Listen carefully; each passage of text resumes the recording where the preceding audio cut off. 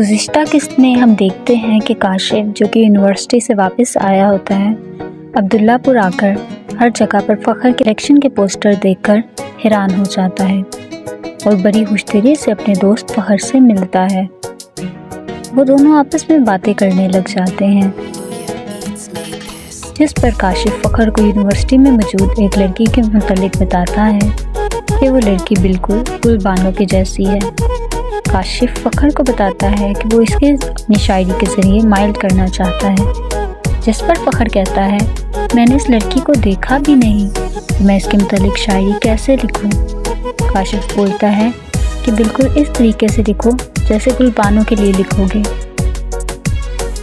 اس کے بعد اگلے سین میں ہم دیکھتے ہیں کہ فخر رات بھر بیٹھے ایک خوبصورت سی غزل لکھتا ہے۔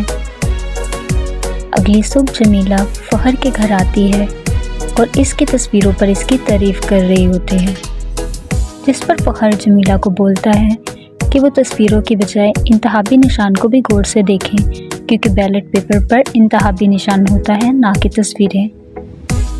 اتنے میں ریحان دوڑتا ہوا فخر کے پاس آتا ہے اور اسے بتاتا ہے کہ چونک میں وہی گاڑی خراب پڑی ہوئی ہے جو اس دن وہاں آئی تھی، وہ گاڑی گل بانو کی ہوتی ہے۔ یہ سنتے ہی فخر الٹے پاؤں بھاگ جاتا ہے۔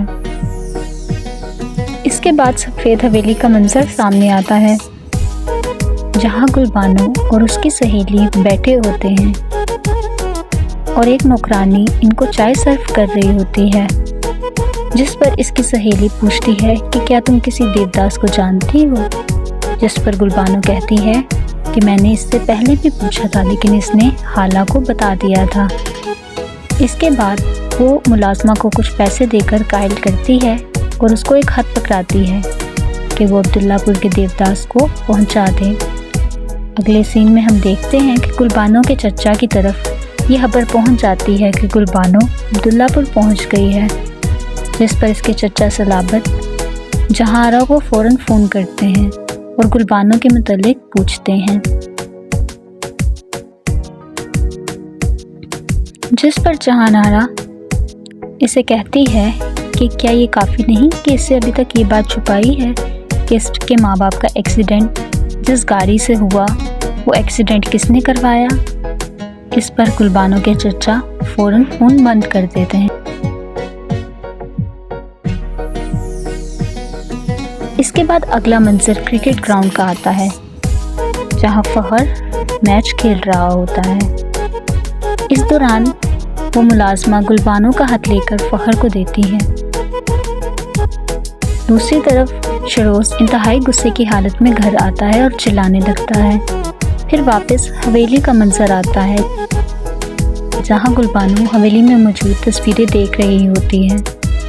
وہاں بیدار اور گل بانو کی سہیلی موجود ہوتی ہے۔ بیدار پوچھتا ہے کہ آپ کی سہیلی گل بانو ہمیشہ اسی طریقے سے خاموش رہتی ہیں کہ جس طرح وہ اب ہیں۔ اس پر اس کی سہیلی بتاتی ہے کہ نہیں، کیا آپ کو وہ واقعے کا نہیں پتا جو شیروز کے ساتھ گزرا، کہ گل بانو نے کس طریقے سے اس کی بے عزتی کی، جس پر بخت اس سے پوچھتا ہے کہ کیا شیروز ہمیشہ اس سے ملنے آتا ہے۔ اس کی دوست بتاتی ہے کہ کون سا ایسا وقت نہیں کہ جس وقت شیروز نہ آیا ہو۔ اس پر بیدار بہت غصے کی حالت میں میز پر پڑے ہوئے کانچ کے گلدان کو غصے سے توڑ دیتا ہے اور ملازموں پر چلانے لگتا ہے، جسے دیکھ کر گل بانو اور اس کی سہیلی حیران رہ جاتے ہیں۔ ادھر دوسری طرف شیروز کا باپ صلابت شیروز کو تسلی دے رہا ہوتا ہے کہ گل بانو کی شادی صرف شیروز سے ہی ہوگی۔ فخر کو گل بانو کا خط ملتا ہے تو اسے پڑھ کر انتہائی خوش ہوتا ہے۔ اس خط میں لکھا ہوتا ہے کہ اس خط میں لکھا ہوا تھا کہ فخر رات کو حویلی کے پچھلے دروازے سے گل بانو سے ملنے آئے۔ فخر خط پڑھ کر بہت خوش ہو جاتا ہے اور بے باکی سے اپنے گھر کی طرف بڑھتا ہے۔ دوسری طرف گل بانو کو یہ فکر ستاتی ہے کہ کہیں وہ خط جہانارہ کے ہاتھ تو نہیں لگ گیا۔ اس کی دوست اس کو تسلی دیتے ہوئے کہتی ہے اگر ایسا کچھ ہوا ہوتا تو اب تک اس کی خالہ اسے بلا چکی ہوتی، مگر ایسی کوئی بات نہیں۔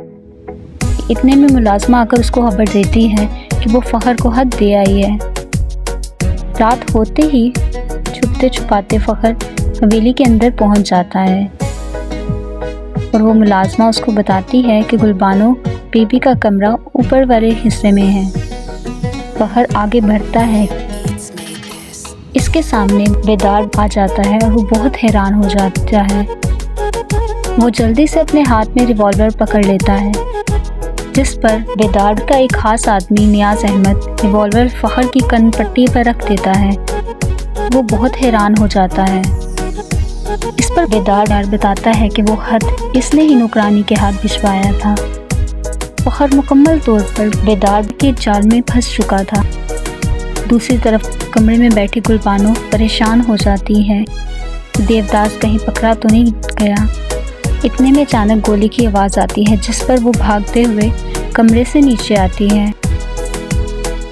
यहाँ इस एपिसोड का एहतमाम हो जाता है। अगले एपिसोड के शुरू में हम देखेंगे कि फखर को पुलिस हिरासत में ले लेती है और लोग इसके खिलाफ प्रोटेस्ट कर रहे होते हैं।